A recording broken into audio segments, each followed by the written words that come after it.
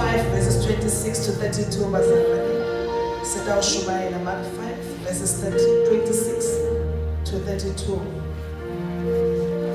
She moved us. When she heard about Jesus, she came up behind him in the crowd and touched his cloak, because she thought, if I just touch his clothes, I will be healed. Immediately her bleeding stopped and she felt in her body that she was freed from her suffering. At once Jesus realized that power had gone out from him. He turned around in the crowd and asked, "Who touched my clothes?" You see the people crowding against you. His disciples answered, "And yet you can ask, who touched me?" But Jesus kept looking around to see who had done it. Then the woman, knowing what had happened, came and fell at his feet and trembling with fear, told the whole truth. Amen. Amen. The title of the message that I have for us is "What have you lost? Recover it all." Recover it all. When we have read Bazalwane, it is a story of loss. It talks about the woman with the issue of blood. She was sick for 12 years. But what we understand, it is the loss. She lost a lot of blood. She lost there is a lot. I think even her life, she lost it. And then the Bible says one day she heard about Jesus and she made a decision. I am going to Jesus and I'm going to touch the hem of his garment, and I hope that I am going to be made well. Loss. We are going to talk about loss today. What this woman lost because of the sickness. She lost money. She lost her livelihood. Would stand still. But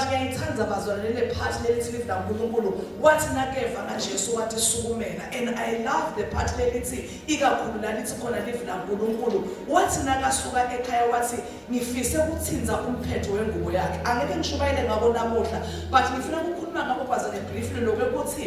now, you must have a purpose. Never come to the presence of God haphazardly. Never come to the presence of God. Now, you must have an agenda. This is what I hope to achieve. There must be that itinerary. There must be that intention, that purpose.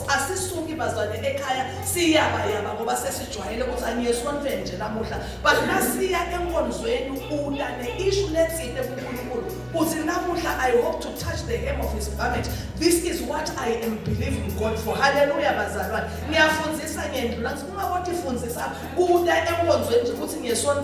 You must have this thing by the end of the service. Now we are hallelujah, bazalwane. Your healing, have an issue to table before God. The Bible speaks about Hannah. So I am here this woman with the issue of blood. I've heard about him, but there is something when she touched the hem of Jesus, indeed, white for the healing. And then the Bible says, someone touched me. But see, what someone touched I felt virtue, I felt anointing going out of me. Many of us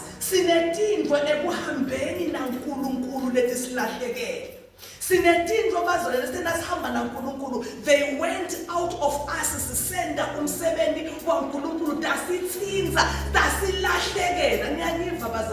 I pray because the Bible says when this woman touched Jesus felt the anointing going out of him. There are circumstances that touch us. There are things that touch us. There are things that dance person.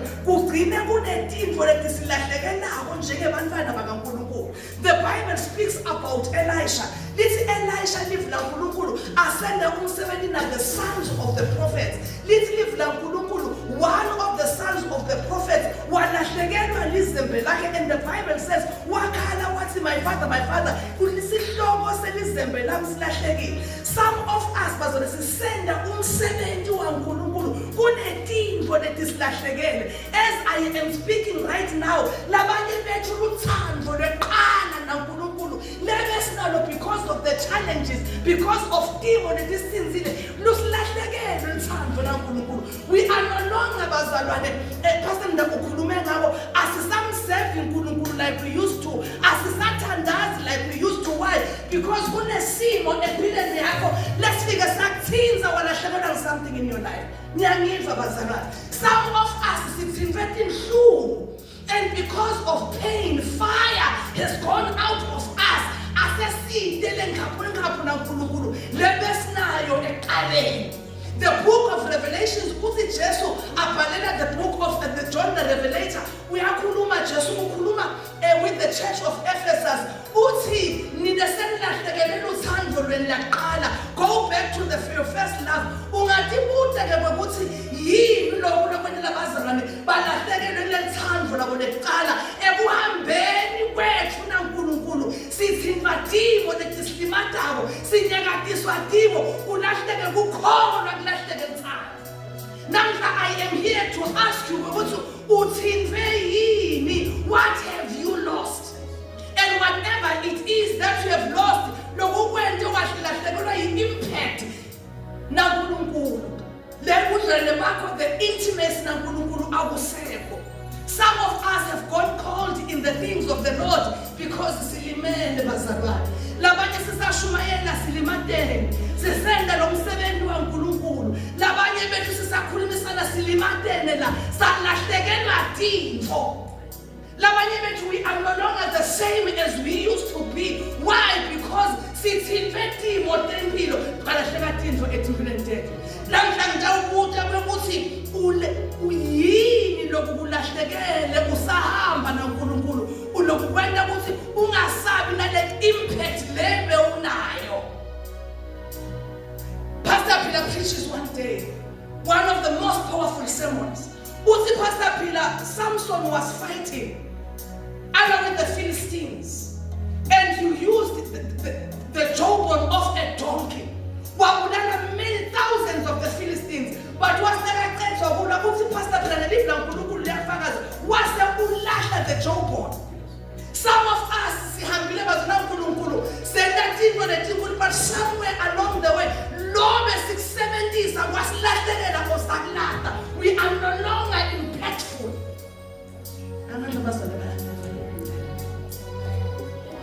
Some of us njengaphethu safunga sagomela sasinkosi la uyawufa khona sawufa khona, la uhamba khona siyahamba, but safika impilo yasishaya namuhla sihamba ngemuva. We are lingering behind, we are walking behind in the things of God. Why? Because there are things that we have lost. Some of us, we have lost the fire, we have lost the power, we have lost the anointing, we have lost the love. Why? Because sithinjwe for empilweni. Uthi Jesu, I felt power going out of me.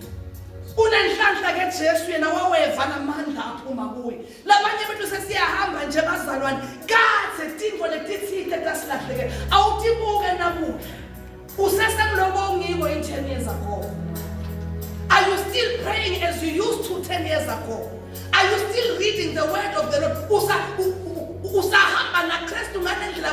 Are you still hot in the things of the Lord? If you are not like that, it means and something went out of you.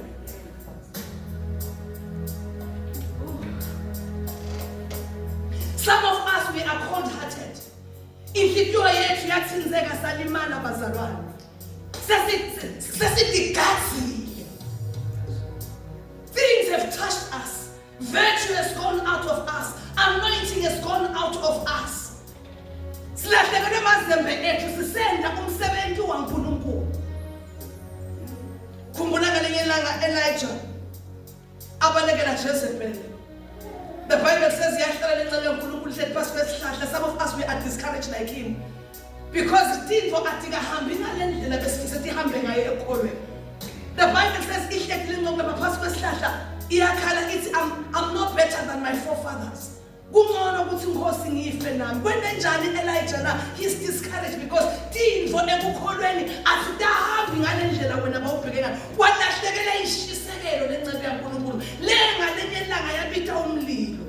there are Christians here today. They are disappointed, they are discouraged because of the things that touch them.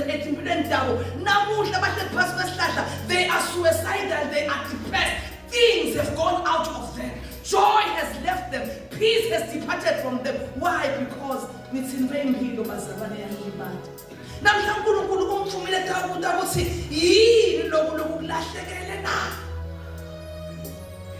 Recover it all. God is inviting us to a fresh walk with Him. God is inviting us with whatever it is.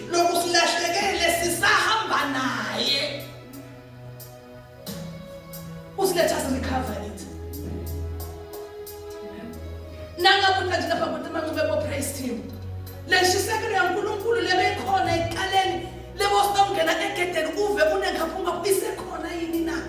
Or we come to the presence of the Lord dragging ourselves. It means that circumstances, challenges, and we lost things in our lives. And God is saying today He wants to restore us. God wants us. God is inviting us to a closer walk with Him. God is saying, why are you like this? Probably you are like this because something touched you and virtue went out of you. There are times when the last corner things are well. It is well. But there are times when we have to face reality. I am drowning.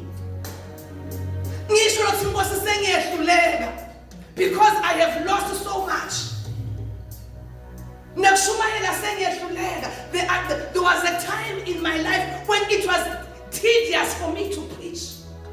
Because of the hurts, because of the conspiracies, because of the betrayals.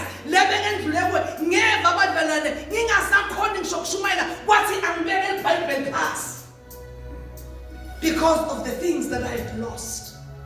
I had to go back to the altar to ask God to revive me again. And I am here to speak to those kinds of people.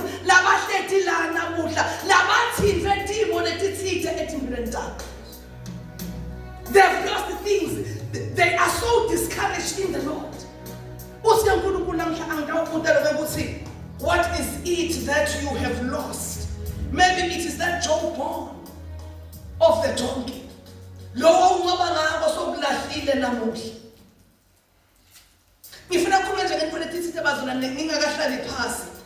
I hope some of us presence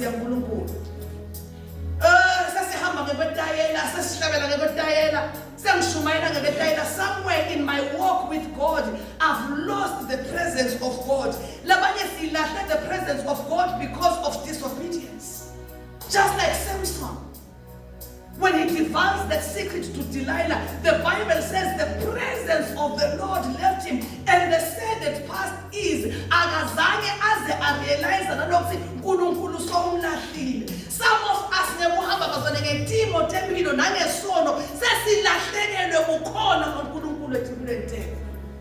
we are preaching out of familiarity. Prayer points,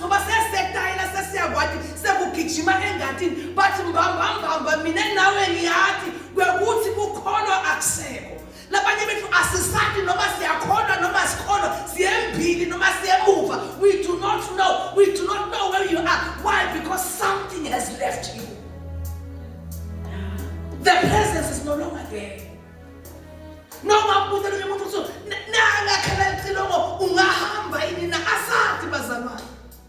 Because the presence has left us.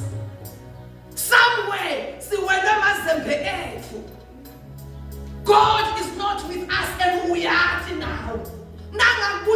uhamba ngeqiniso uyakholwa yena awuthathi lo mzana angaphendula athi angisadi wena ngiyakholwa noma angikholwa wena ngisizisiwe noma ngasiziswa whether I still have the whole akasadi something has left that person probably because of disobedience probably because of sin. Jesus on the cross in the book of Mark 15 asathwele tono ne-judgment yemhlaba nato tonke imihlaba. The Bible says the presence of God left him. Was wakhala Jesu wathi, my Father, why have you forsaken me? The presence of the Father left Jesus because of sin. When I angwathi lo ukuthi ipresence yaNkulunkulu isesekhona yini empilweni yakho na? Oh, kaze yahamba utawurealize njengaSamson sowusempini ukuthi kwalahlekelwa uNkulunkulu. Some of us, we are facing so many battles and we are losing so many battles. Check yourself. Somewhere you lost the presence of God. So yadihambela nje. There are those that are fortunate. Labakhona ukuthi vela ukuthi no. God is not with me anymore. But there are those of us that we cannot even discern. The Bible says in the 9th hour there was darkness. Wakhala just was my Father. In the hour of darkness, in the hour of pain, some of us lost the presence of the Lord. Some of us in the hour of darkness because of the things and God lifted from us. When we are going through pain, I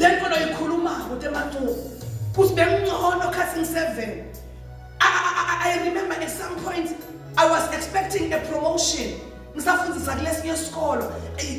It was clear it was mine. But for some reason I was bypassed and it was given to another person. The bitterness that I poured out to God.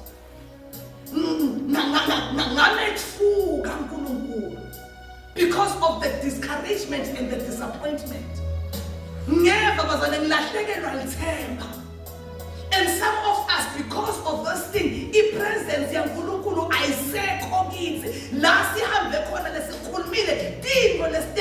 some things have left us.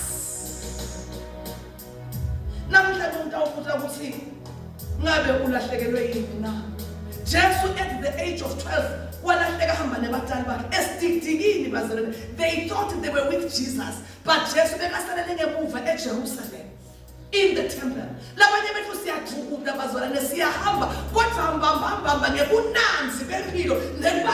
We have lost focus. Jesus is not with us. He's not with us. That is why God has sent me to ask you. It's because of pain. God is saying, come back to the altar. It is well. Now we must agree that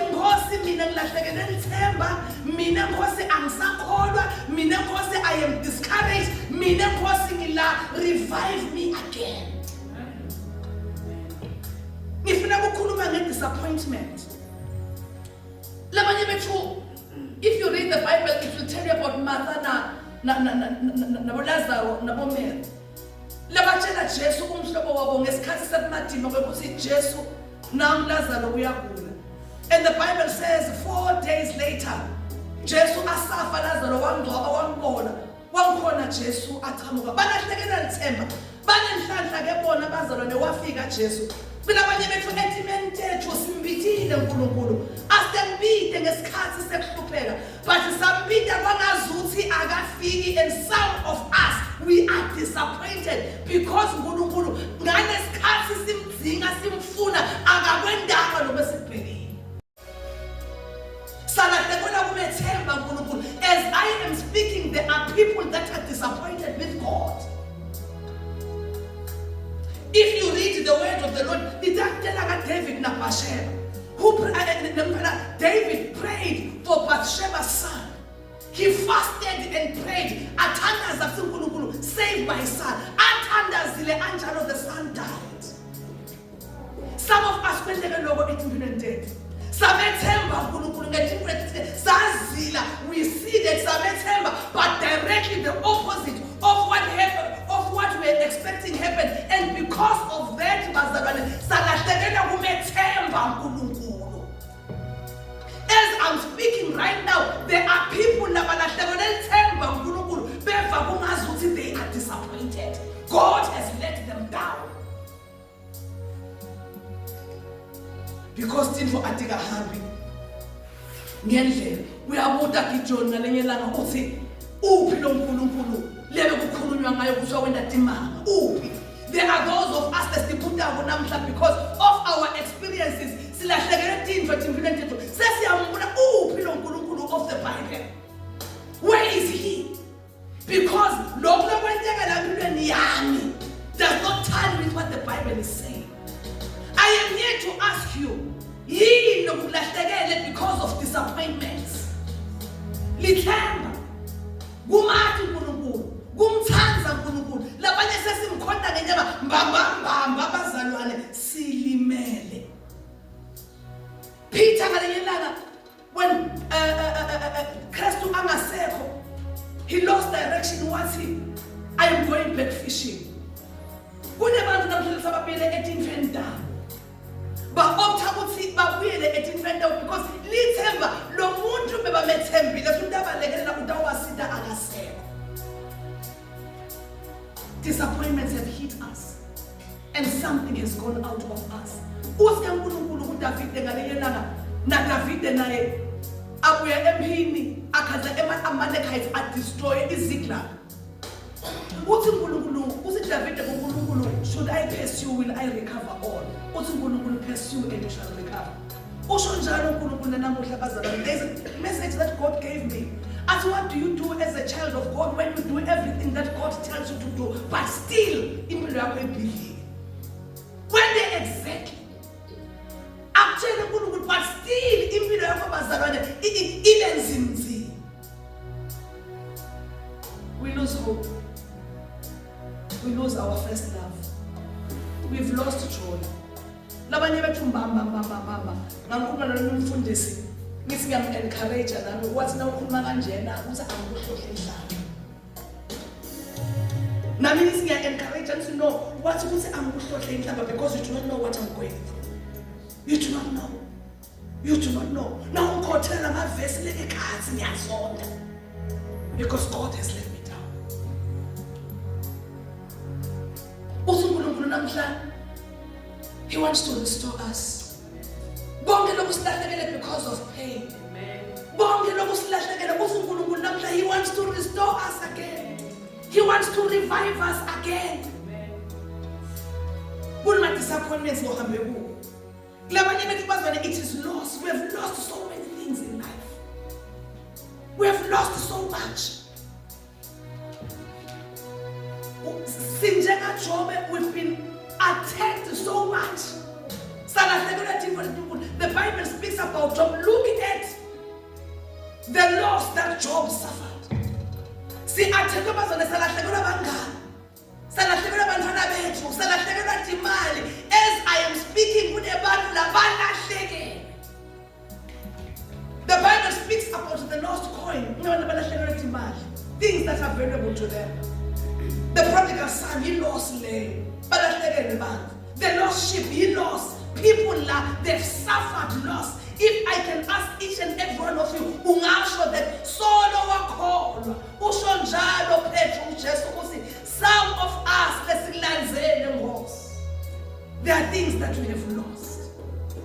As sihamba in the gospel, kunetinto letivona kuletisilahlekelana. We have suffered loss. Some of you, your marriages. Some of you, your careers. A lot of things you have suffered in loss. And because of that, something has gone out of your life. You are no longer the same as a man. Ngeke ukleme ukuthi letinto lethi kwendekela empilweni yakho tikushiye kunjengalo kunjalo. We have changed. We have changed.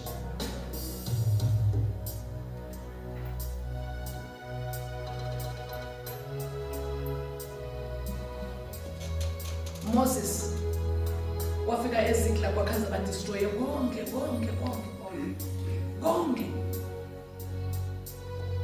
And the men that were with him, they wanted to stone him to death. What I like about him is that he found comfort in the Lord. And he prayed. What have you lost? What has come out of you? So there are promotions that we have lost. We have lost donkeys. Just like Solo, things that are valuable to us. And I want to tell you, it has not left you the same. Now, let's go back to the altar. Let us go back to the altar.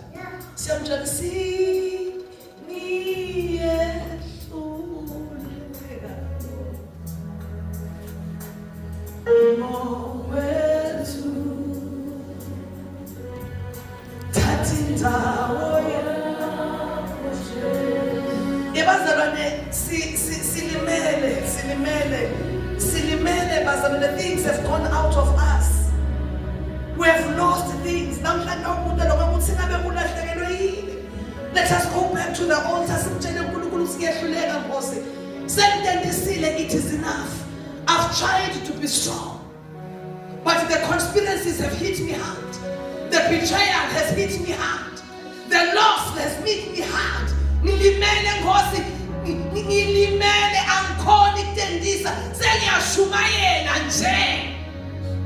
But mbamba, virtue has gone out of me. Anointing has gone out of me. Labanye silinyetwe imithandazo lekephendvulwa. We have prayed. We have prayed. Sathandaza for years, like Zachariah, we have prayed. But who take hands on the dark? Sesilahle ithemba ukuthi ngabe Jona uyokadala yini na. Labanye bethu siyathandaza. Sinjengasara na Abraham sathandiswa for 25 years. We are waiting abandeke ukhetha impilo ntetho. Joy has gone out of us. Namhla funa sikele kutendisa ukuthi it is well sibele kuva uNkulunkulu siyamtshela ukuthi uNkulunkulu ngiyahluleka. I've lost so much. Because we must be frank with God. The delay has caused me not to trust in you. It has caused me to doubt. It is drowning me. I've lost focus.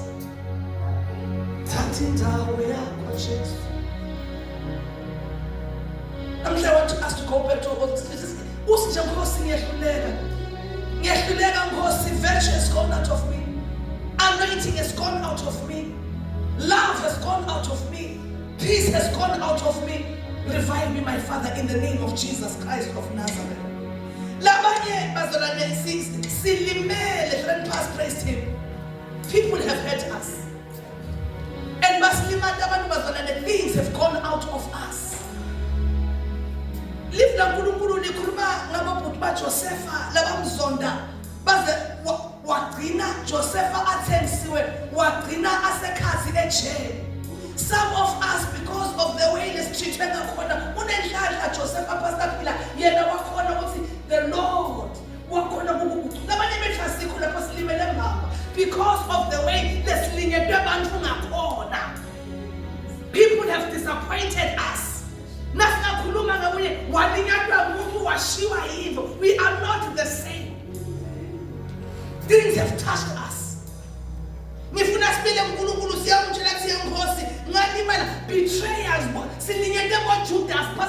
people that we trusted.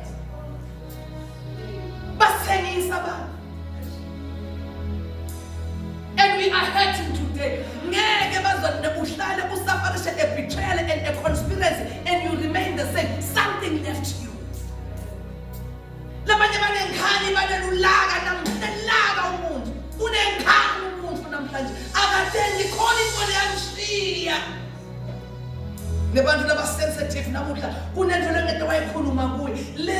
Something touched that person and virtue went out of him.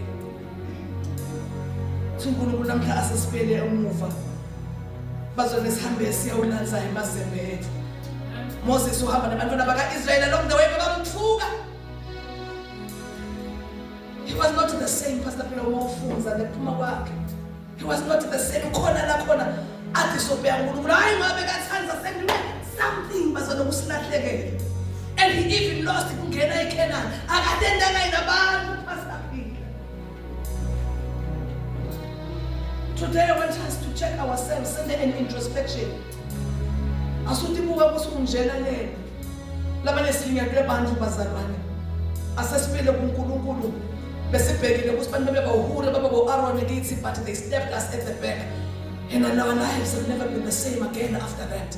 Letho kuyabonakala la ekwendeni lo msebenzi kaNkulunkulu ukuthi bantu balimele. Things have left them. Namhlanje nasiye kuNkulunkulu. Namhlanje I want us to go back to the altar siyawukhala sithi Nkosi ngilahlekile.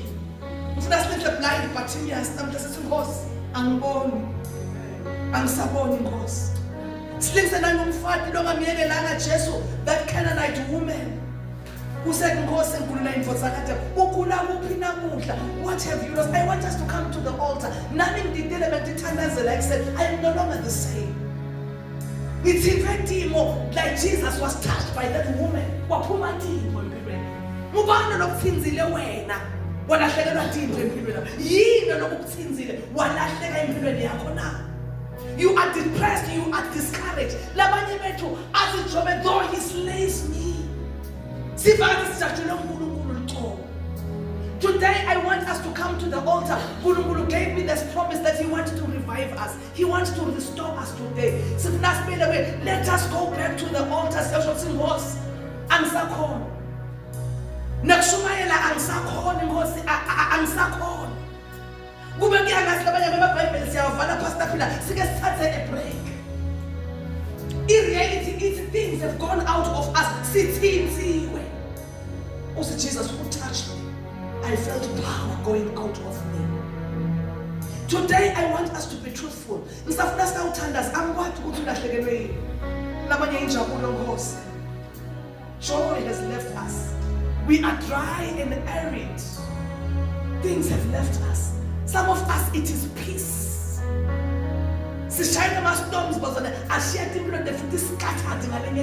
We have lost focus. We are walking behind in the things of God. Like the prophets that were with Elisha. I want us to come to the altar. Some reviving us.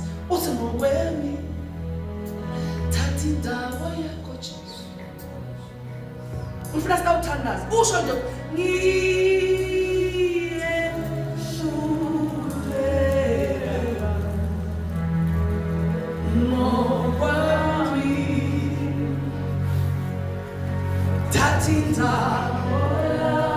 this sermon is for those bazalwane abalimele. As I'm speaking to you, ngiyabobotha ngekhathi kunento lefike yakuhlaba yakulimata uyadiva lokuthi the joy of the Lord has left me. Uhlathwe yinto yakuhlaba ulimele. Thathi indawo yakho Jesu. Funa utshela uNkulunkulu namhlanje Nkosi. Ngiyahluleka Nkosi. Ngiyahluleka